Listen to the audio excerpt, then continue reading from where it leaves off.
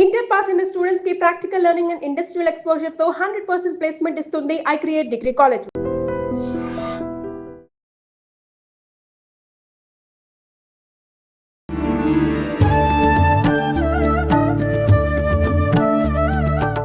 నమస్కారం గురుగారు. ఆశీర్వచనం తల్లి. గురుగారు, గ్రహాల మార్పులు అనేవి జరుగుతూ ఉంటాయి. ఈ మధ్య కాలంలో చూస్తూ ఉన్నాం. ఈ మార్పులు జరగటం వల్ల కొన్ని రాష్ట్రాల వారికి బాగుంటుంది, కొన్ని రాష్ట్రాల వాళ్ళకి ఇబ్బంది కలుగుతుంది అని చెప్తున్నారు. మరి మనకు అతి త్వరలో ఇప్పుడు జూన్ నెలలో గురుగ్రహ మార్పు అనేది జరగబోతోంది అని అంటున్నారు. దీనివల్ల ఏ రాష్ట్రాల వారికి ఎలా ఉండబోతోంది, దాని గురించి వివరించండి. శ్రీ మహాగణాధిపతయ నమః. ఐం మహాసరస్వత్యే నమః. శ్రీ లలితాంబికాదేవియే నమః. తల్లి, మామూలుగా అన్ని రాసుల వాళ్లకు ఎప్పుడు కూడా బాగుంటుంది. మనము ఊరికే మీకు బాగాలేదని భయపడిచ్చి ఏదో ఇంక అయిపోయింది జీవితం మీది, ఇక్కడి నుంచి లేదు అన్న భావన కలిగేట్టుగా మనం తమ్మునేలు పెట్టి వాళ్ళల్లో ఏదో లేనిపోని సమస్యలు సృష్టించేటువంటి అభిమతము నాది కాదు. నంబర్ 1. మెయిన్గా ఏమిటి అంటే అమ్మ, గురువు ఇప్పుడు ఈ జూన్ 1వ తేదీ రాత్రి అంటే 2వ తేదీకి మార్పు జరుగుతూ ఉన్నది. అద్భుతమైనటువంటి మహాద్భుతమైనటువంటి యోగం అంటే యోగం అని చెప్పవచ్చును. ఈ మార్పు ఎటువంటి యోగము అంటే, మనము ఒక్కసారి కళ్ళు మూసుకొని ఇలా తెరవంగానే మామూలుగా ఎంత కోటీశ్వరుడికైనా పేదవాడికైనా ఎవరికైనా మన దగ్గర పూర్వకాలము మాట్లాడేవాళ్ళు ఒక హండా అని, ఒక పెద్దది ఏదో భోగోని అని, ఇట్లాంటివి ఏవో పాత్రలు మనం మాయాబజార్ సినిమాలో పెద్దవి పాత్రలు చూస్తాం, ఇంత పెద్ద పెద్దవి గంగాళాలు అని, అట్లాంటివన్నీ. వాటి నిండా బంగారము ఉంటే ఎంత ఇది ఉంటుందో, మరి గురుగ్రహము బంగారానికి సంబంధించినటువంటిది. అందుకే గురుగ్రహానికి పూజ చేస్తున్నప్పుడు కూడా మనము బంగారు వర్ణంతో అనేటువంటి ఇదే చెప్పి చేస్తాం. మనం చెప్పినప్పుడు ఆ విధంగా ఇప్పుడు ఈ గురువు మార్పు వలన అద్భుతమైనటువంటి యోగం వస్తుంది. ఎందుకు గురువు మారడం? ప్రతిసారి మారతాడు, ఏం పెద్ద వింత అనుకోవచ్చు. మిథునములో ఉండటము వేరు, కర్కాటకములో ఉండటం వేరు, మిగతా దానిలలో ఉండటం వేరు. గురువు తన స్వక్షేత్రమైనటువంటి ధనస్సు మీనములో కోదండ మీనయోహో గురువు అన్నాడు శాస్త్రం. అలా ఉండేటప్పుడు ఏమిటి, కర్కాటకములో ఉండేటువంటి దాని వలన ఏమిటి అంటే, కర్కాటక రాశి గురుడికి ఉచ్చస్థానం. మనం గ్రహించాల్సినటువంటిది అది. జాతకంలో ఆ స్థానం ఏ స్థానంలో ఉండబోతున్నాడు? ఉచ్చస్థానంలో ఉంటున్నాడు. ఉచ్చస్థానానికి వచ్చినప్పుడు గురువు యొక్క ఇది ఎలా ఉంటుంది? ఒక అద్భుతమైనటువంటి పరిపాలకుడికి మొత్తము తనదే, ఇంకా ఏమాత్రము నాకు ఎదురు లేదు, ఎవరు నన్ను అడ్డగించేటువంటి వాళ్ళు లేరు అంటే ఎలా అయితే ఉంటుందో అలాంటి అద్భుతమైనటువంటి యోగము. పైగా ఈ సంవత్సరము గురువే రాజైనాడు, మనం మర్చిపోకూడదు. ఈ సంవత్సరం రాజెవరు? గురువు. అటువంటి గురువుకు ఉచ్చస్థానములోకి ఎప్పుడైతే వస్తున్నాడో అన్ని రాసుల వాళ్లకు అద్భుతమైనటువంటి యోగాన్ని ఇస్తాడు. అయితే ప్రతి వాళ్ళు కూడా మనం ఆలోచన చేసుకోవాల్సింది ఏమిటి అంటే, అందరి జాతకాల్లోనూ గురుగ్రహము ఉన్నతమైనటువంటి దాంట్లో ఉంటే అద్భుతమైనటువంటి యోగాలు ఇస్తాడు. మీరు ఇంట్లో కూర్చున్నా, నిండా రగ్గు కప్పుకొని పడుకున్నా అద్భుతంగా తట్టి లేపి, ఒరే నాయన నీకు ఇగో ఇది ఇస్తున్నాను, గతంలో నేను ఎప్పుడో నీకు 50 ఏళ్ల క్రితము మీ నాన్నకు చేసిన ద్రోహానికి ఇగో నేను తప్పు చేసిన, మా నాన్న తప్పు చేశాడు మీ నాన్నకు, అది మాకు నిద్ర పడతలేదు, నిన్ను కనుక్కోవడం ఆలస్యం అయింది, ఇదిగో మీకు ఇస్తున్నాము అని వాడు మేడల్లో ఉండేటువంటి వాడు ధనం తీసుకొచ్చి వీడు గుడిసెల్లో ఉంటే, ఎప్పుడో వీళ్ళ నాన్న సహకారం చేసింటే ఆ గుడిసెలు వెతుక్కుంటూ వచ్చేనా ఒక సూట్ కేసు నిండా డబ్బు తెచ్చి ఇచ్చిపోతాడు. ఎంత అదృష్టం! అంటే ఆ గురుగ్రహం యొక్క యోగము అలా ఉంటుంది. ఎందుకు? సూర్య భగవానుడి యొక్క కిరణము మనం తలుపులేసుకున్న లోపల వెళ్తుంటుంది, లోపలికి వెళతాయి కిరణాలు పగలుపూట కదా. అవును గురు. ఖచ్చితంగా వెలుగైతే పోతాము కదా, లోపలికి పోతుంది కదా. ఉమ్. మనం తలుపులన్నీ మూసుకున్న ఆక్సిజన్ లోపల మనం పీల్చుకొని బతుక్కుంటున్నాం కదా, అవును. ఫ్యాన్ లేకపోయినా ఉమ్. ఉంటున్నాం కదా. అలా లోపలికి వాడు ఎతుక్కుంటూ వచ్చి ఇచ్చిపోయేటువంటి తత్వం. ఒకవేళ ఎవరి జాతకాలలోనైనా పొరపాటున నీచ స్థానంలో ఉంటే, బాగులేని స్థానంలో ఉంటే, ఉమ్. అంటే మా పరిస్థితి ఏమిటి? మేము అడుగున పడిపోతామా? మరి బాగలేని స్థానంలో ఉంటే ఉమ్. మరి మాకు ఇబ్బందులు తప్పవా అంటే ఎక్కడ ఆందోళన చెందాల్సిన పనేం లేదు. ఆ. ప్రతి దానికి ప్రత్యామ్నాయాలు అనేటువంటివి చాలా ఉన్నాయి. ఓకే. ఉపశమనం ఏదో చిన్న ఇది చేసుకుంటే ఉమ్. సంతుష్టుడై మీకు ఆ ఇబ్బందులు తొలగిపోయి మేలు జరిగేదానికి అవకాశం ఏర్పడుతుంది. అంతేగాని ఎవ్వరూ పెద్దగా ఆందోళన చెందాల్సిన అవసరం అయితే లేదు. కానీ ఉమ్.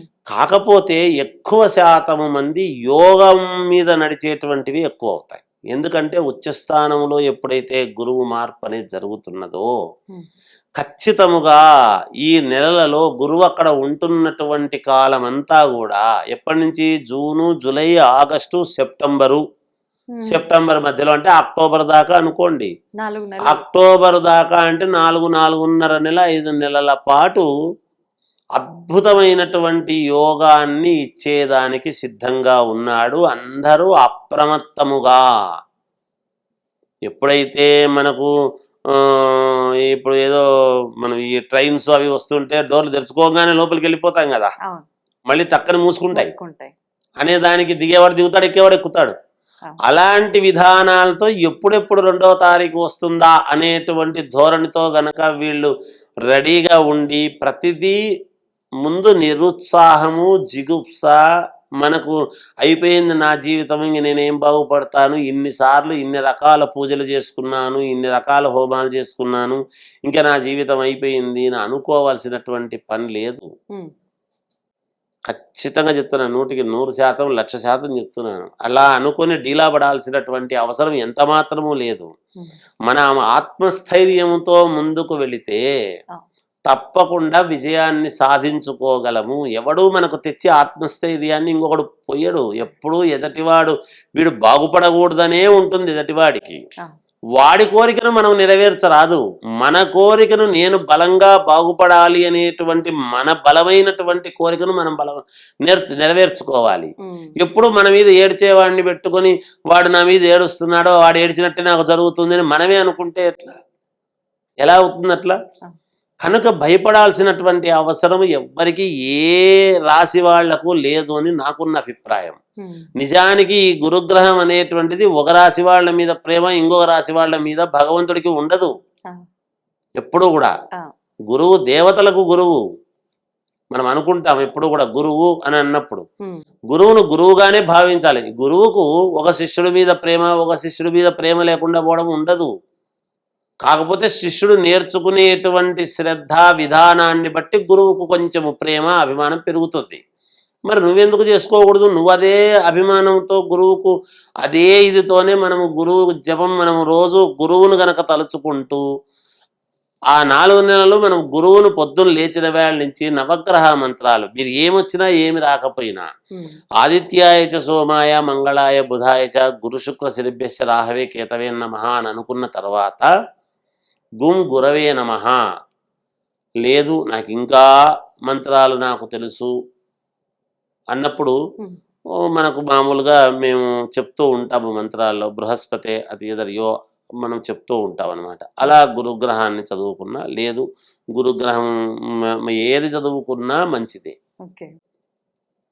గురుగ్రహ దేవతాభ్యో నమః అనుకున్నా మంచిదే. అలా గురువును మనం ఎప్పుడైతే 1వ తేదీ నుంచే మనము ఆరాధించటం అనేటువంటిది మొదలు పెడతామో స్మరణ మాత్రేణ మనం ఏం చెప్పాము భగవంతుడికి? పుష్పం పత్రం ఫలం తోయం అన్నాము. కనీసం ఒక పద్యం స్వామి నన్ను కాపాడు అనేటువంటి తోయమన్నా అనరా. నోటితో పువ్వు పెట్టకపోవచ్చు, నువ్వు ఫలం తెచ్చికపోవచ్చు, తండ్రి నేనేమి తీసుకురాలేకపోతున్నానంటే కీర్తించవచ్చు కదా, నోట్లో మాట ఉంది కదా, నీకు మాట వస్తుంది కదా, నోరు లేకోకుండా లేదు కదా, ఇన్ని మాట్లాడుతున్నాము కదా, తండ్రి నన్ను కాపాడు అని ఒక్క మాట వెలుగెత్తి అడగడానికి నీకేమిరా అంటాడు భగవంతుడు. అలా ఎప్పుడైతే మనం 1వ తారీఖు నుంచే గనక గురువును గనక మనము ధ్యానం చేస్తున్నాము అంటే తప్పకుండా అందరి కోరికలు నెరవేరుతాయి. జాతక ప్రకారంగా ఉండేటువంటి లోపాలను సరిదిద్దుకుంటాం ఎట్లాగో. కానీ గురువును ఒకసారి అలా అనుకుంటున్నాము, కొంత మనం ఏం పోయిందమ్మా ఆ గురువు జపము నిరంతరము కాస్త ఖాళీ దొరికినప్పుడల్లా గురువును అనుకుంటే, గురు జపం అనుకుంటే ఏమిటి, గురువులను ఆరాధించండి, మీకు నచ్చినటువంటి గురువులను గౌరవించండి. ఆ గురువుకు బంగారు వర్ణముతో ఉండేటువంటిది పసుపు పచ్చనటువంటి ఒక శాలువా కప్పండి, బంగారుమయమైనటువంటి. మీరు బంగారులు దానం చేయమని చెప్పి నేను చెప్పను, గురువులను గౌరవించండి. అలా గురువు అంటే దైవాన్ని మనము వెళ్ళి ఒక చోట మనం నవగ్రహాల్లో గురువుకు సంబంధించినటువంటి ఆ గ్రహం దగ్గర కాస్త జపం మనం అనుకొని అలా ప్రదక్షిణం చేసి రండి, అద్భుతంగా జరుగుతుంది. ఇలాంటివి ఎవరి చేతనైనంత వాళ్ళు, ఎవరికి ఏది అనుకూలమైనంత వాళ్ళు. అందరి దగ్గర ఒకే రకమైనటువంటి పాత్రలు ఉండాల్సిన అవసరం లేదు. ఏటికి ఎవరు ఎంత పాత్ర తీసుకెళ్తే అన్ని నీళ్ళైతే వస్తున్నాయి కదా, అంతే గురుగారు, నీళ్ళు అవే కదా.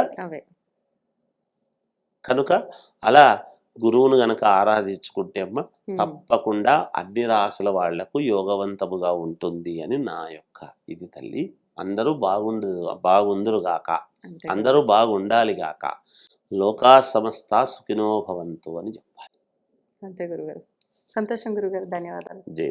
And for more videos, Please subscribe to iDream. Please subscribe to iDream. Please subscribe iDream. And please subscribe to iDream. For more videos, subscribe to iDream. please like, share and subscribe to the channel. Congratulations, iDream. Subscribe to iDream.